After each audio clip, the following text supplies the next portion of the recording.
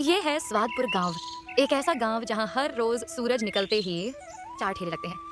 एक ठेला लगता है मटन का, दूसरा बिरयानी का, तीसरा देसी चिकन का और चौथा ठेला सबसे साधारण दाल चावल का। चमक धमक नहीं, न बड़े बर्तन, न महकते मसाले। लेकिन अगर गांव में किसी ठेले की सबसे ज्यादा इज्जत थी तो वो था रामू का दाल चावल।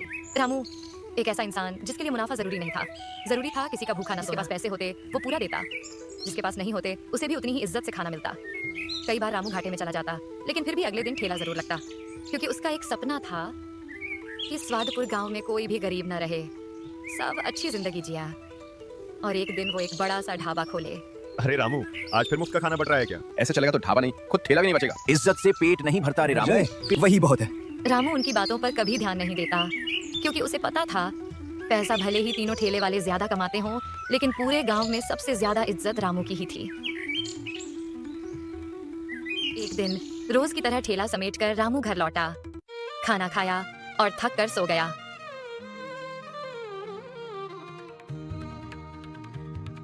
अगली सुबह लकड़ियां लेने जंगल की तरफ गया और वहीं उसने वो देखा जो उसकी जिंदगी बदलने वाला था।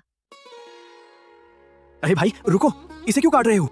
अबे चुप कर, ये मेरा काम है, काटना और बेचना। तू अपना काम कर। लेकिन ये तो बहुत छोटा है, इसे छोड़ दो। इतनी चिंता है ना? चल पैसे दे और ले जा, फिर जो मन करे इसके साथ करना। रामू ने बिना सोचे जेब के सारे पैसे निकाल दिए को अपने साथ घर ले आया। रामू बकरे को जंगल से घर ले तो आया, लेकिन उसे अंदर नहीं बांधा। उसने घर के बाहर सूखी घास बिछाई और ताजा चारा डाल दिया। रामू के लिए ये बकरा कोई सामान नहीं था, ये एक जिम्मेदारी थी। डर मत, यहाँ कोई तुझे कुछ नहीं कहेगा, आज आराम कर। स्वादपुर गांव की गली फिर से जाग उठती है। तीनों ठेले मटन, बिरयानी और देसी चिकन हमेशा की तरह चमक रहे थे और एक कोने में साधारण सा रामू का दाल चावल। रामू भैया, आज बस आधी थाली दे देना, पैसे कम है। पैसे की चिंता मत कर, पूरा पेट भर के खा। और सच में उस दिन भी किसी का पेट खाली नहीं रहा।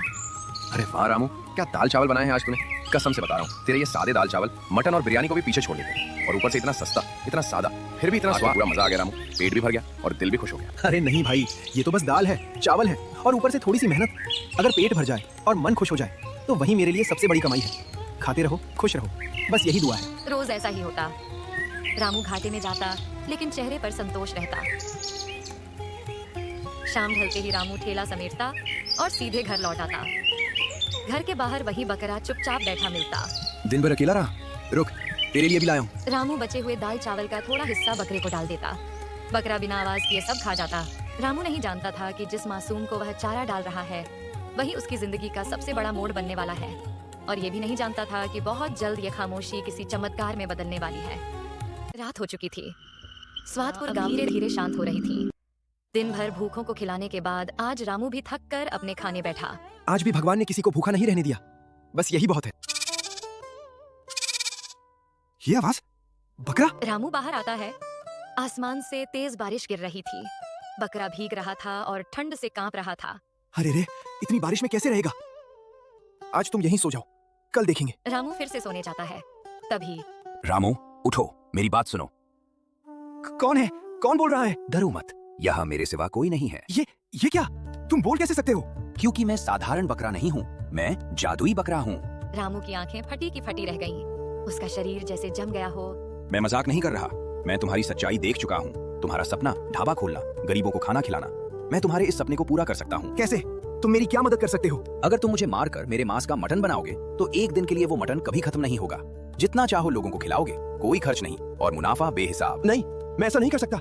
मैं किसी की जान नहीं ले सकता। डरो मत, मुझे इसी काम के लिए बनाया गया है। मैं फिर से जिंदा हो जाऊंगा, लेकिन सिर्फ अच्छी नीयत वाले इंसान के लिए। अंधेरी रात में आखिरकार रामू ने फैसला लिया। आधी रात को उसने कांपते हाथों से वो कर दिया जो उसने कभी सोचा भी नहीं था। सुबह हुई। स्वादपुर गांव चौंक गया।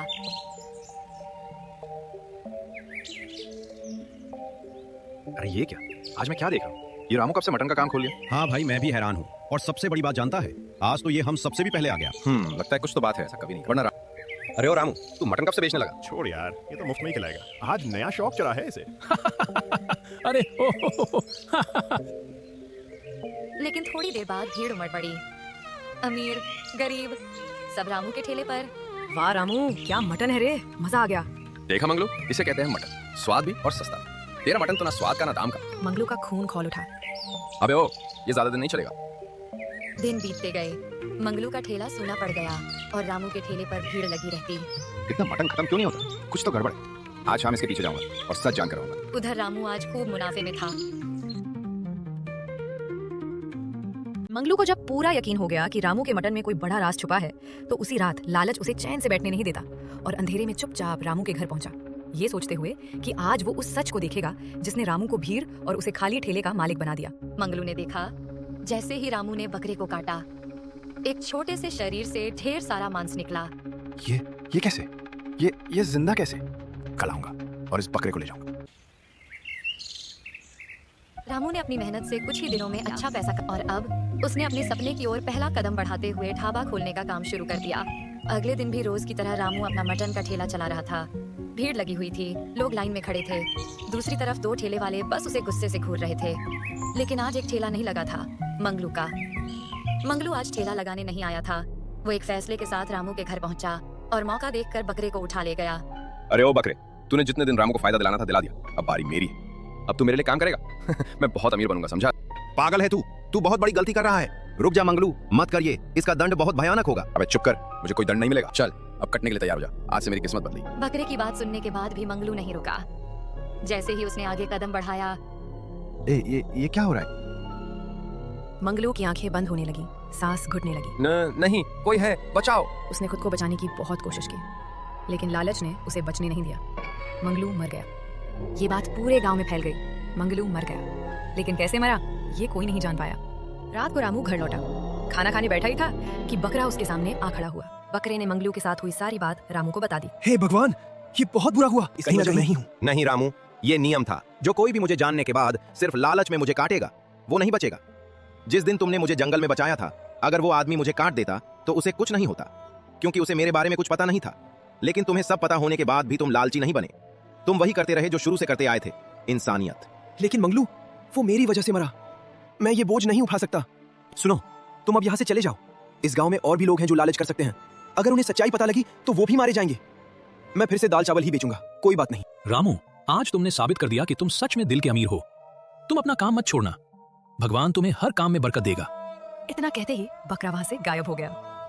रामू ने जो पैसे कमाए थे उनसे ढाबा तो बना लिया, लेकिन उसने फिर से दाल चावल शुरू किए, साथ में चाय, राजमा, और आज भी गरीबों को सस्ते में और जरूरतमंदों को मुफ्त में खाना खिलाता है, क्योंकि जादू मटन में नहीं था, जादू रामू की इंसानियत में था। और दोस्तों, कैसे हो आप सब? कैसी लगी मेरी छोटी सी जिंदगी की ये कहानी? अगर दिल को छू गई हो तो लाइक और सब्सक्राइब जरूर करना और अपनी अपनी राय कमेंट्स में बताना। ख्याल रखना अपना दोस्तों। फिर मिलेंगे एक नई कहानी के साथ।